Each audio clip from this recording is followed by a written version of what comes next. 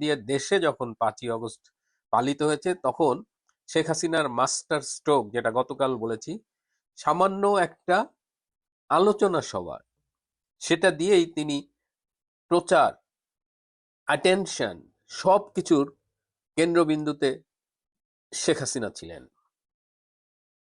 কালকে যেটা হয়েছে, মানে আমি একটা জিনিস শুরুতে বলি যে রয়টার্স কেন শেখ হাসিনাকে এত গুরুত্ব দিচ্ছে।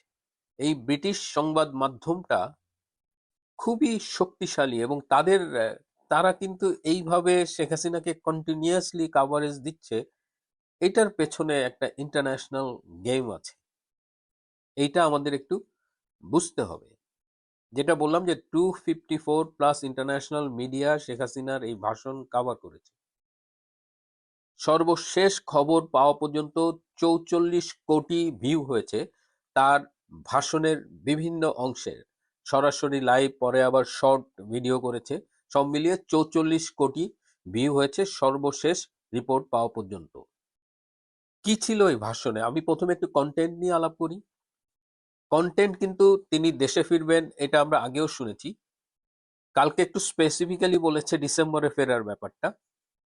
এছাড়া অন্য কথা, গতকাল ছিল শেখ কামালের জন্মদিন, সভাপতি তার ছোট ভাই, তিনি আবেগপ্রবণ ছিলেন, শেখ কামালকে নিয়ে কথা বলেছেন, হুইচ ইজ আন্ডারস্ট্যান্ডেবল।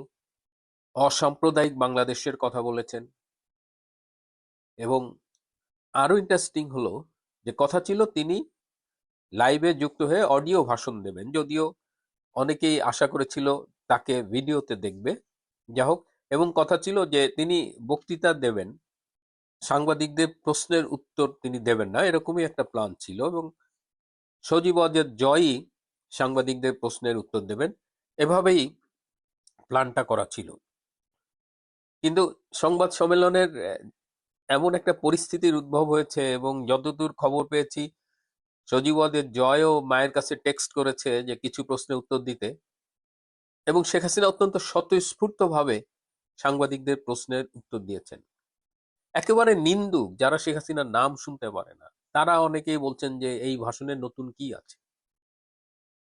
এটা কি আসলেই শুধু একটা ভাষণ, তার উচ্চারিত শব্দাবলী?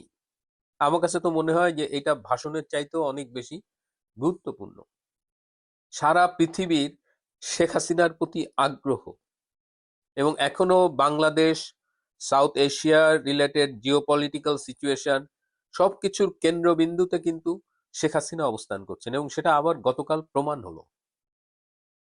তিনি যেন এই ভাষণটা না দিতে পারেন, এটার জন্য বাংলাদেশ সরকার এমন কিছু নাই যে তারা করেনি। কিন্তু ভারত সরকার বাংলাদেশ সরকারের এই আবেদন, নিবেদন, অনুরোধ এগুলোকে কোনো পাত্তা দেয় নাই। বরং ভারত সরকার বুঝিয়ে দিয়েছে, তারা বলেছে এটা একটা বেসরকারি আয়োজন, কিন্তু তাছাড়াও তারা বুঝিয়ে দিয়েছে যে বাংলাদেশের প্রশ্নে, আঞ্চলিক স্থিতিশীলতার প্রশ্নে শেখ হাসিনা এখনো তাদের long term partner, political partner. এটা কিন্তু কালকে ভারত বুঝিয়ে দিয়েছে। বাংলাদেশ সরকার এত নার্ভাস ছিল যে আমাদের ফরেন মিনিস্ট্রি একটা স্টেটমেন্ট দিয়েছে, সেই স্টেটমেন্টটা 1 ঘন্টায় তারা 9 বার কারেক্ট করেছে।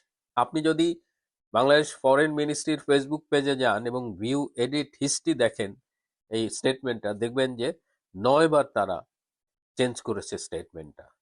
তো 1 ঘন্টায় 9 বার চেঞ্জ করার, তারপরেও স্টেটমেন্টে প্রচুর ভুল আছে, ইনফরমেশনের ভুল, বানান ভুল, মানে কাপাকাপি অবস্থা। এবং আমরা দেখলাম যে যারা এই ভাষণটা সম্প্রচারে বাধা দিয়েছে, মানুষজনকে নিবৃত করার চেষ্টা করছে, তারাও এই ভাষণটা দেখেছে। কারণ ওখানে যখন আপনি জয়েন করবেন তখন আপনার নামটা দেখা যায়, এবং সেই স্ক্রিনশট সামাজিক যোগাযোগ মাধ্যমে ঘুরে বেড়াচ্ছে। বাংলাদেশে মানুষ দল বেঁধে এই ভাষণ দেখেছে। সরকার চেষ্টা করেছে, বাংলাদেশের মিডিয়ায় নিউজ ছাপাতে দেয়নি, কিন্তু তাতে কি কোনো কিছু আটকে আছে? সামাজিক যোগাযোগ মাধ্যম সয়লাব হয়ে গেছে মানুষের মন্তব্য, এবং সারা দেশে কর্মীরা, নেতারা যেভাবে জেগে উঠেছে, এই যে অপপ্রচার শেখ হাসিনা বেঁচে নেই, সেটা তো কাল জবাব হলো। আমি তো নিজেই এই মাসে দেখা করেছি, আমি এটা নিয়ে একটা ভিডিও করেছি। এবং শেখ হাসিনার যে মেন্টাল স্ট্রেংথ, তার যে কথাবার্তা, এটা সারা দেশবাসীকে উজ্জীবিত করেছে, নেতাকর্মীদের তো করেছেই। কিন্তু ওই যে বললাম 18 কোটি মানুষের দেশ, কিন্তু সারা পৃথিবীতে এই ভাষণ নিয়ে এমন একটা আগ্রহ তৈরি হয়েছে যে, এবং যেহেতু ইংরেজিতে হয়েছে সেহেতু সারা পৃথিবীর অনেকেই এটা দেখেছে। অনেকে বলেছেন তিনি একটু বাংলায় কথা বলতে পারতেন। গ্রামের লোকজন অনেকদিন অপেক্ষা করেছে এই ভাষণটার জন্য। বাংলায় পরে হবে নিশ্চয়ই, তিনি বাংলা ভাষাভাষী সাংবাদিকদের নিয়েও এরকম আয়োজন করতে পারেন। কিন্তু গতকালকের আয়োজনটা আসলে ইউনিক আয়োজন হয়েছে।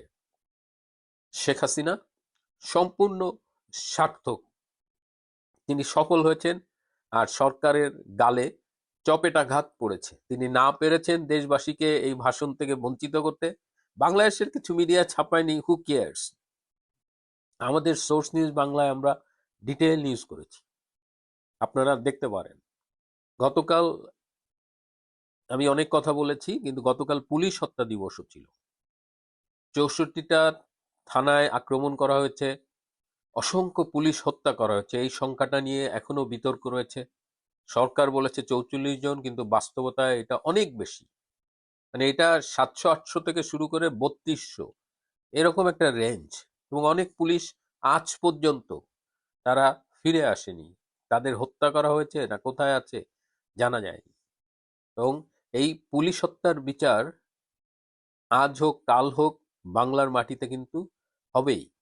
এবং সরকার যদি কখনো বাটে পড়ে, তাহলে এই পুলিশের চোখ উল্টাতে খুব বেশি সময় লাগবে না। একজন গর্ভবতী কনস্টেবল, তাকে সিরাজগঞ্জে পুড়িয়ে হত্যা করা হয়েছে।